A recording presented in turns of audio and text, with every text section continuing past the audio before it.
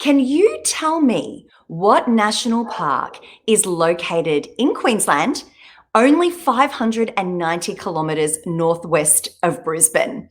Well, to answer your question, here today I have Senior Park Ranger Alistair joining us to really let us in on the little secret that not many people know about. Alistair, welcome. Morning. So tell me, we've got to let everybody know, what is this national park, this little hidden secret that we're talking about today? It's not so little, but it's a good hidden secret. Carnavon National Park, is the one that we're talking about. So it's one of the major parks that I manage. Yeah. It's very exciting to talk to you about Carnarvon, because I know, certainly as a Queenslander myself, we have heard a lot about it over the years, but very few of us, until now it turns out, are actually taking the time to get up there and explore this exceptional national park. And I know for you, it's been super busy these last few weeks. Yeah, one of the results of COVID is that more people are travelling around in their backyard and having a look around Queensland and discovering what secrets we have and what hidden gems we've got around the state. And the result is Carnarvon is being visited probably more now by locals than it ever has been. So that's exciting. That's exciting. You and I both have a passion for, Australia, and having people come out and explore this exceptionally unique country of ours. We have the pleasure of living here. But I know you also have a deep passion for national park management, and it's actually run in your family, which I think is awesome. Tell me about that. Yes, I'm a second generation ranger. My dad was a ranger, and some people might pick up a bit of an accent that I've got, but my dad was a game ranger in South Africa to start with, and that's where I was born. And then we come to Australia, and Dad was a ranger in the Northern Territory for 25 odd years. So yeah, wow. Moved across the territory, and yeah, I've kind of followed in the family footsteps, I suppose. So that's super. That's super. And how long have you been in Queensland? I've been in Queensland for near on 20 years, and I've been a ranger for Queensland Parks and Wildlife Service for just over 12 years now. That is, and I've been senior ranger for this area for Sandstone Management Unit for 5 years, just over 5 years. So, yeah. That is so awesome. And I'm sure it's exceptionally rewarding, especially when you're so passionate about our landscape and the wildlife, and keeping it all so pristine so that many generations to come can actually come and experience this beautiful area. So let's talk about Carnarvon. Where exactly is it located? Okay, so Carnarvon's actually quite a long, narrow national park. Carnavon Gorge is the one that everyone knows, and that's about 250 kilometres north of Roma. It's about halfway between Emerald and Roma in the Central Highlands. And then it actually goes west about 200 kilometres and almost gets to a little town called Tambo. So it's about an hour's drive east of Tambo. It covers all that Central Highlands sandstone country, hence the title of my management unit, Sandstone. We cover all the sandstone Central Highlands belt, and that extends into a couple of other national parks like Blackdown National Park and Expedition, but the primary one is Carnarvon National Park. And so we got quite a range of unique flora and fauna in the park too, because of that, how long the park is. We've got the arid zone out in the west where it's very little rainfall. It's totally different vegetation type, and it goes right through to the alpine, where we've got on the Consuelo tableland 1,200 meters above sea level. So you've got some of the alpine grasses and that sort of stuff, and then you've got rainforests in the gorge and some of the other little pockets that we've got around the place. So wow, I did not actually. And then add to that, you got the top and stuff. So yeah. You just don't actually expect the national park to be so diverse. I didn't expect you to say alpine region and tablelands in the middle of the Queensland, country. That's exceptional. And then, of course, the rainforest and the gorge. I imagine there's just so much to see and do. And I guess that leads us to the next question. How long should we stay? How long do you think that we should stay? It depends on what you want to actually see and what you want to experience, and it depends on your skill levels as well. If you want to experience the gorge and a small snapshot of what Carnarvon the whole of Carnarvon is like, then I recommend spending 2 or 3 days, so 3 or 4 nights at Carnarvon, at the gorge, and take your time. Don't rush it. There's lots of walks there that you can do, and you can space them out. The big thing is not to rush the gorge. You've got to take your time. If you try and rush through your visit, you're going to miss the uniqueness of the gorge. You're going to miss sitting at Moss Garden and taking in the water tumbling down through the ferns and that sort of thing, or you're going to miss the uniqueness of the amphitheatre. It changes all the time, so you've got to take your time with it. Don't rush it, because otherwise you then start getting tired and your mind wanders away from what you're enjoying and what you're seeing. You start thinking, oh, how much further back to the base, or how much further back to the camp, and things like that. Well, if you take your time, you're going to enjoy it more. I think you've hit it right on the head there, actually, because it can be very much when you do take a hike or a walk or you're exploring, a lot of people can get really caught up in that. I need to get to that one spot and then I need to get back again. So I love that advice of, really taking your time as you explore the region, and certainly into the gorge being one of the most popular, areas of Carnarvon. How are the walking tracks? Are they relatively flat? What kind of fitness level would somebody need to be able to enjoy the Carnarvon? So the walking tracks vary. There's a classification of walking tracks in Australia. Class 1 is a walking track that is accessible by anyone and everyone. It's basically a concrete path. Right through to what's called a class 5, which you've got to be a very experienced bushwalker. You're walking through the scrub and you've got to navigate yourself, and you might have you'll have arrows indicating where to go. Or a lot of our walking tracks within the gorge area are what's classified as a class 3. Or class 2 or class 3. So it's a marked walking track. You can see it.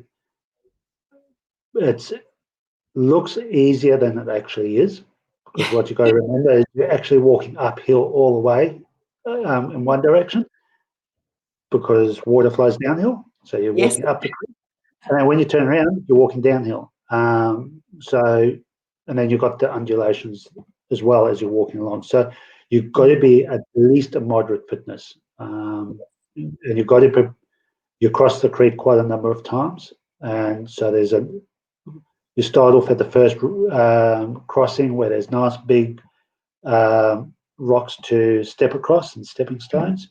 But then when you get to the second or third one, they get smaller and smaller. So you've got to have some good balance. You've got to be able to walk properly, and you've got to have that confidence to be able to walk, that you're going to be able to walk 10 kilometres in one direction. The walks are long walks, and it can be very hot in the gorge. It's a very steep gorge. There's not a lot of wind flow. So you've got to take water. You've got to be fit enough to be able to walk these distances. Absolutely. Yeah, and you've got to plan for fatigue. It's a long walk, because it's hot. The fatigue comes on even quicker.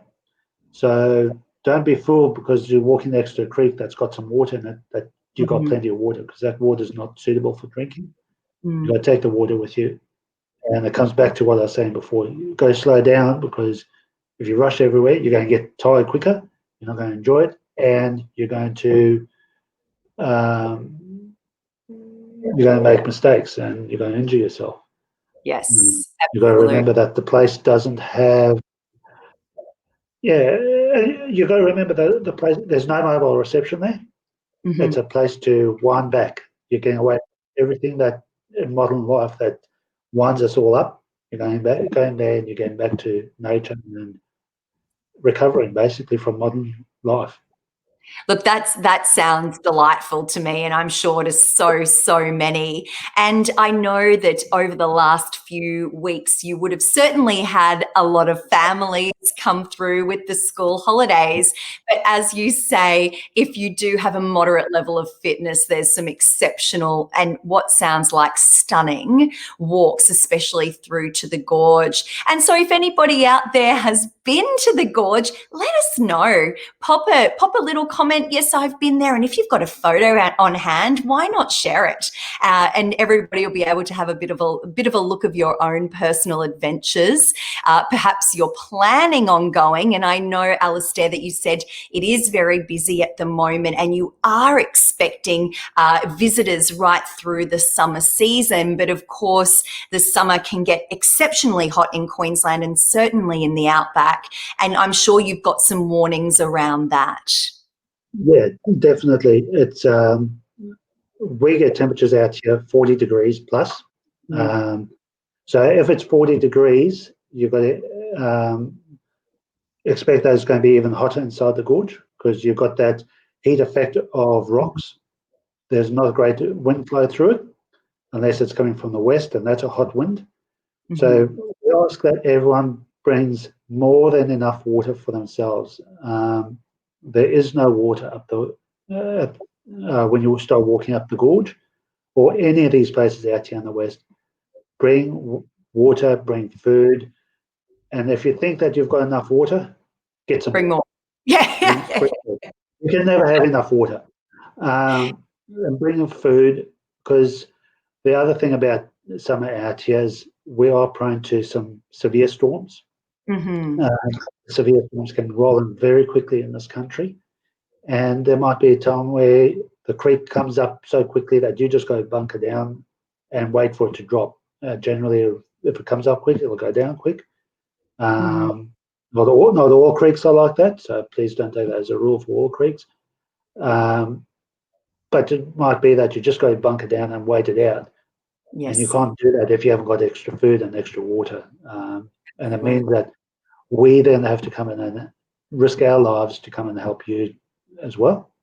Mm-hmm. The other thing, it is hot out here in summer, and we get over 40 degrees, and we get over 40 degrees regularly.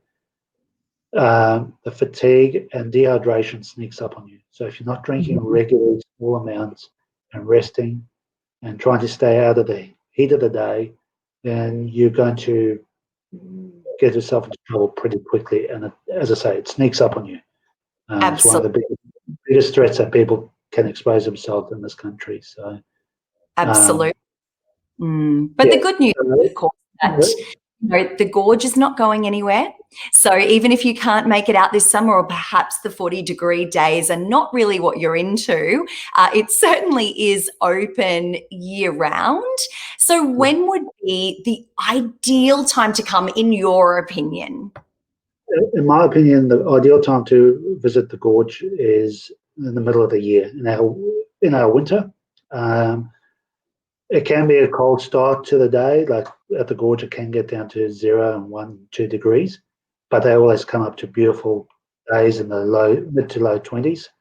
So it's a great time to be walking, and you can enjoy it a bit more. One of the unique things about Australian flora is when it gets to the middle of the day in summer, they all bunker down and they go and sit in the shade, and there's not a lot of movement.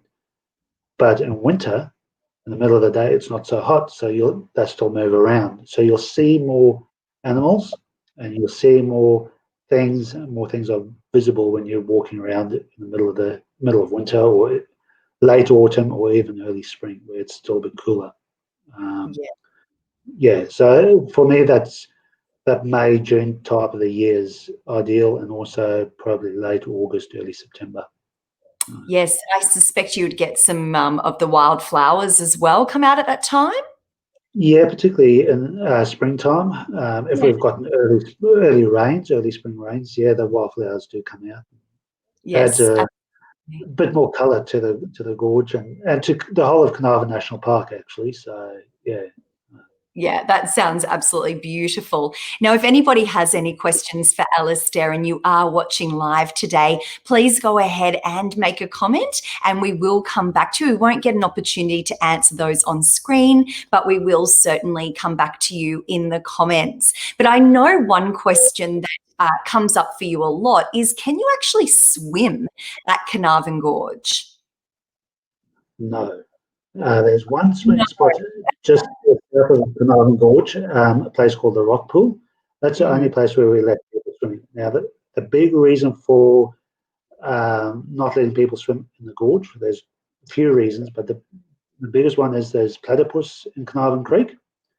And if people go swimming and jump in the creek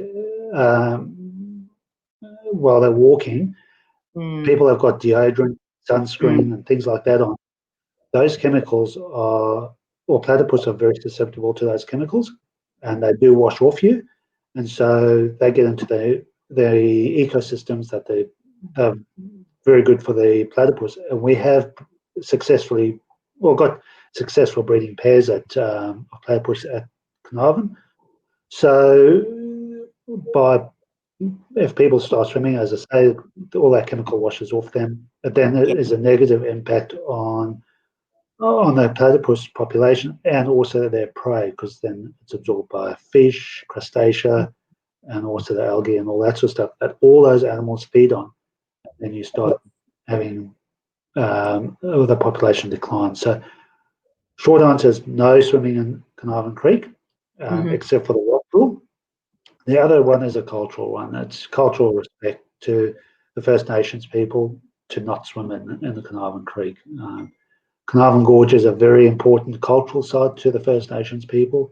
It was a meeting place for the various people, and so swimming is not an accepted thing there out of respect for their culture.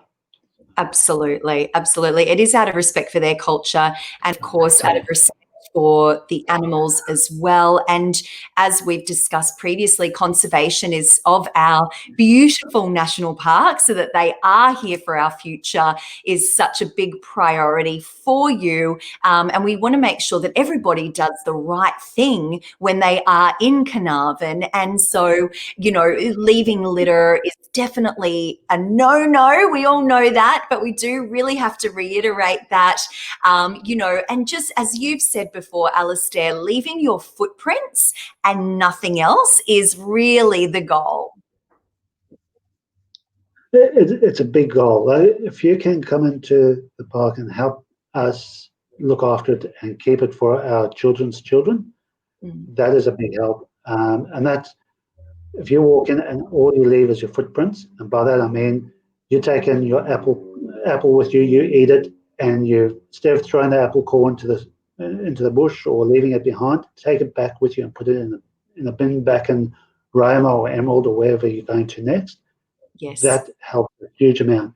But it also means helping us with our assets as well. So the toilets, for example, if people can only put down what they've eaten into the toilets, that Mhm. is a huge help. Our toilets are natural composting toilets because we don't have the same access to resources that you do closer to urban areas. So if people only use the toilet paper we supply or natural decomposting toilet paper or what they've eaten goes down the toilet, that is the whole aim for it. Yes.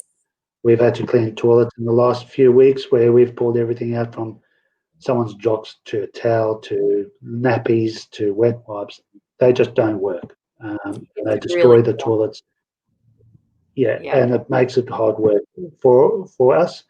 It means that we've then got to spend extra time and resources to go and maintain those things. And when we're trying to maintain all other resources and stay on top of other issues. So, yeah. Absolutely. Absolutely. And I think that it's super exciting, especially from people like myself that live in the city, to be able to come and enjoy these gorgeous national parks, to really get off grid, as you say, no mobile service, to really enjoy the beauty, the flora, the fauna, the landscape, and everything that Carnarvon has to offer. It's so important that we remember we're not in the city.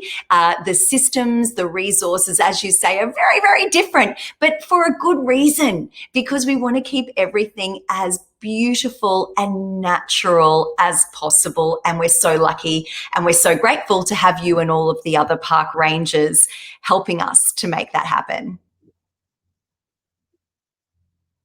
Thank you so, so much, Alistair, for your time today. I am beyond inspired to get out to the Carnarvon Gorge. I missed out this year. I was planning on taking my kids out, but it's been super busy. But it is absolutely on my list for next year. And I'm certainly going to aim for perhaps June, July, school holidays. But if not, we've got the whole year. Thank you so much for your time again.